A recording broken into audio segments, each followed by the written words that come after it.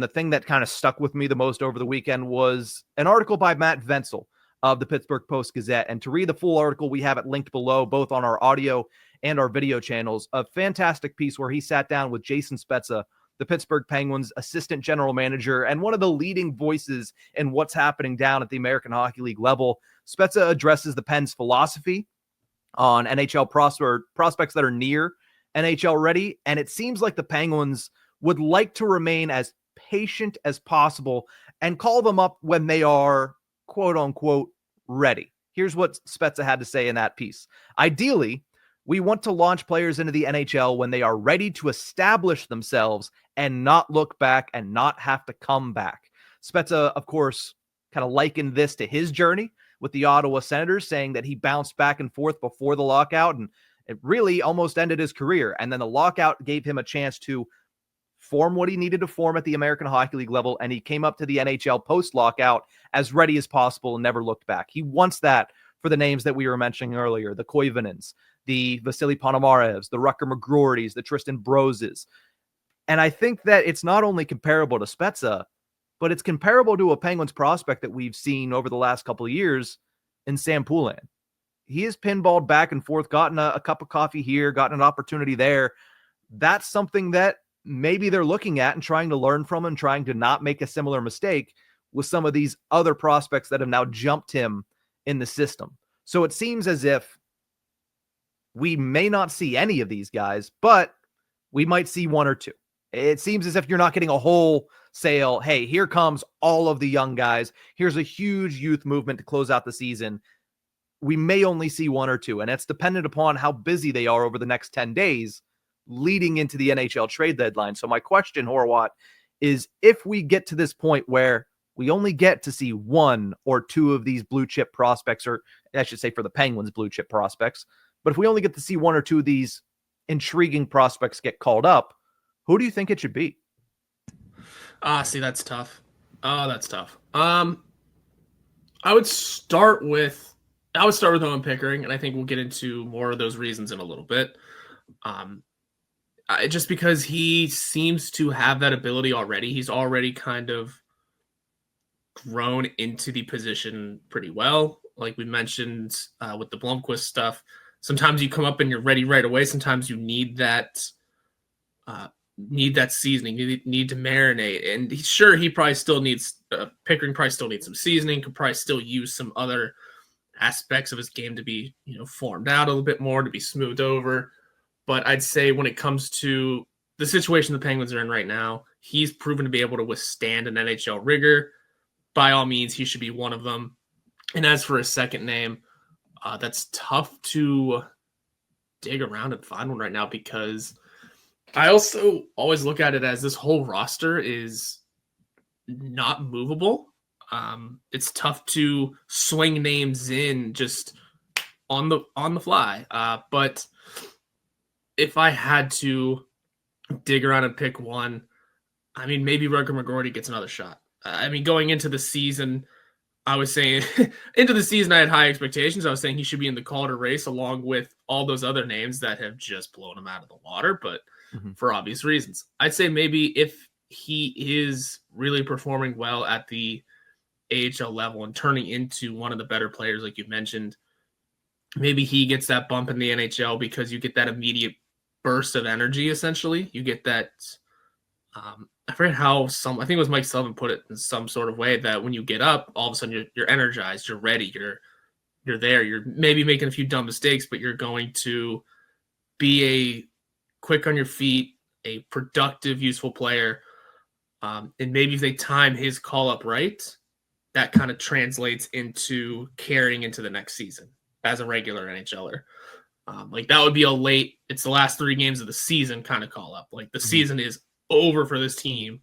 No doubt. Here comes the kids. One of those sort of It's situations. a Ryan Poehling situation in Montreal where he only came in for the last game of the season, but he had a hat trick and it really got things, started for him going into that next year. Now it didn't pan out, but he certainly had a lot of steam on him going into that next season.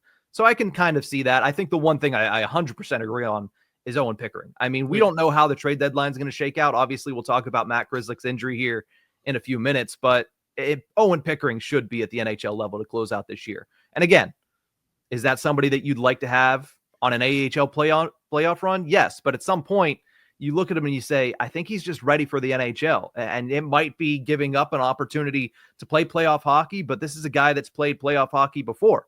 Let's not forget that he was down there with the Swift Current Broncos, taking them to the WHL playoffs last season.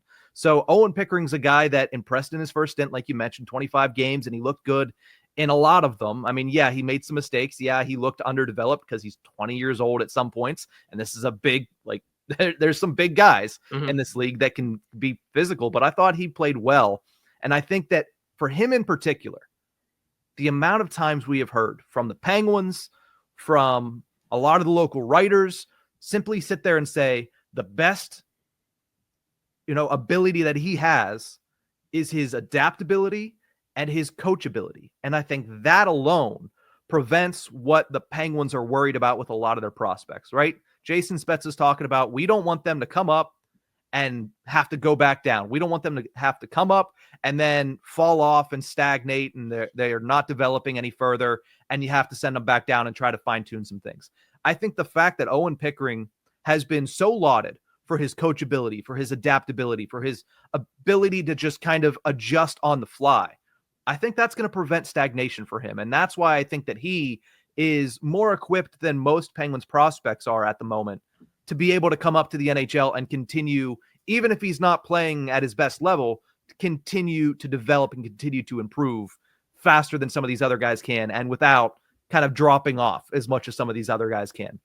As far as the second player, I'd love to see McGroarty. I'm excited for McGroarty. I think that everything that we're hearing from the AHL, everything that we're seeing from the AHL is fantastic on Rucker McGroarty, except kid can't fight. And I don't think he should be fighting after what we saw over the weekend. But where I'll disagree is this. If you only have a handful, and in this instance, we're saying two, and it might be less than two. It might literally be one call up from one of these young players. But if we only have two to pick from, I want to get an opportunity for Vasil Ponomarev, because I'm looking at the center ice position as one that has a heck of a lot of question marks for the Pittsburgh Penguins. Tristan Brose is not ready yet. I would not bring up Tristan Brose. Ponomarev, on the other hand, I think is starting to find that balance between, grit and grind. Hopefully he doesn't keep punching people in the face and getting suspended, but that third line role, that third line attitude that he has to carry himself with, and the offensive side of the ice, because he has 31 points in 37 games. He's one of the better offensive players at the AHL level for the Wilkes-Barre Scranton Penguins. And I think when you look at the center ice position, there's a spot for him. The Penguins don't have a firm plan at 3C. Right now, it's Kevin Hayes. At post-trade deadline, move Hayes over to the wing. Put Ponomarev in that role, because at the beginning of next season, that's where you're going to want him. I mean, who else are you going to want as your 3C? Yeah, maybe you go out and bring somebody in, but you're going to want a guy like Vasil Ponomarev to come up and not get fourth-line minutes and play 6 minutes a game. You want him to come up, play on the third line, a role that he is going to play in the future, and get him some seasoning there, get him some opportunity there, get him a run where he's playing 10, 11, 12 minutes a night, where he's playing maybe even up to 15 minutes a night in games where you're trying to roll the lines over as much as possible. I think Ponomarev, to me, is the name. Pickering's the free spot on the bingo card here. If they're going to call anybody up, it's going to be Pickering. But I think Ponomarev should be that second option if they go to a second option. And that would have been my third choice, too. Straight up. It's hard not to go with Ponomarev, especially when you do look at the center depth of this team. And it's funny you mentioned the idea of who's going to be your third line center next year. Well, why not Evgeny Malkin? But those are tough discussions that we've had before. We'll have again for the time being, though. Yeah, correct. Going into next year, though, that is essentially Ponomarev's spot to lose. And that's where it should stand. He should absolutely also be given a good opportunity at the NHL level to finish out the year again, much like I was saying with McGroarty. Maybe he comes up at the right time, has a couple of good games, and then before that, the rookie fall off almost occurs, the season ends. Season's over. He can go back to the A, light up the playoffs, and then have all of that momentum swing into his favor coming into next season's camp.